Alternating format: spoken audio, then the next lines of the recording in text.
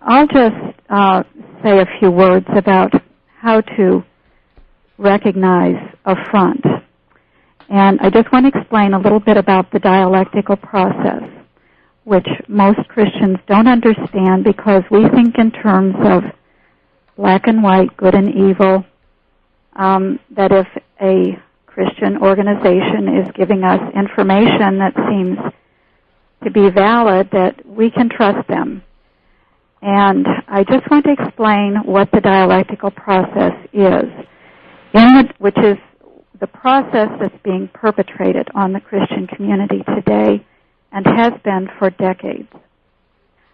In the dialectical process, the same power elites create issues, and then they control both sides of these issues. They build a power base, they mobilize people, and they solicit funding from supporters on both sides of the issue. But only those at the top will determine the final outcome. So you have these power elites polarizing not only the society, but the church. And we can see this polarization going on in our society between right and left, between conservative and liberal.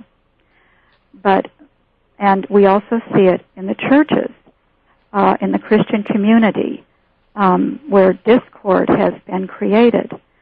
But when you really do the research and you find out who is behind all of this discord, and it takes an enormous amount of research because you have to peel away layers of deception and get at the identity of who is funding and who is putting out the propaganda.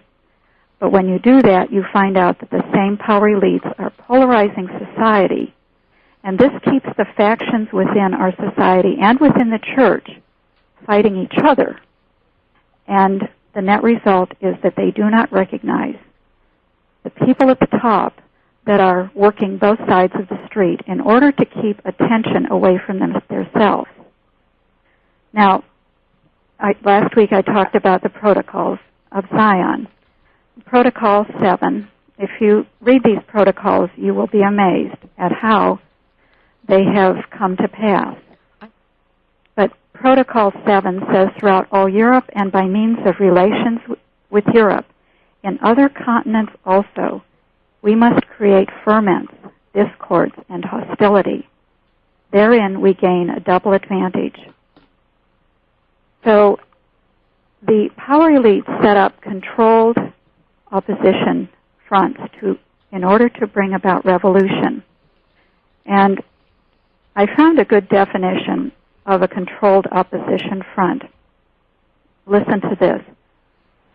The way to wield supreme power in any situation is not to stamp out all opposition. This would only create pressure that would eventually explode.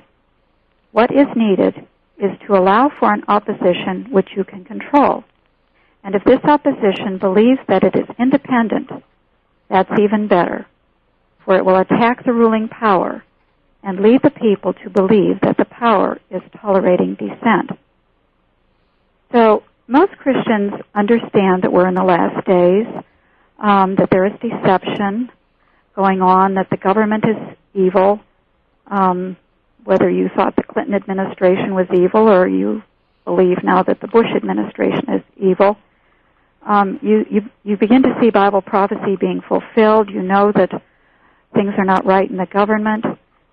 And so you look for some kind of group to join that is explaining what is going on. It's almost a frightening situation that we're in. But the problem is that these power elites have set up controlled opposition fronts. These are opposition groups that their job is to collect the Christians who sense that something is wrong and would form their own opposition if they were left to themselves. So they set up fronts to control them.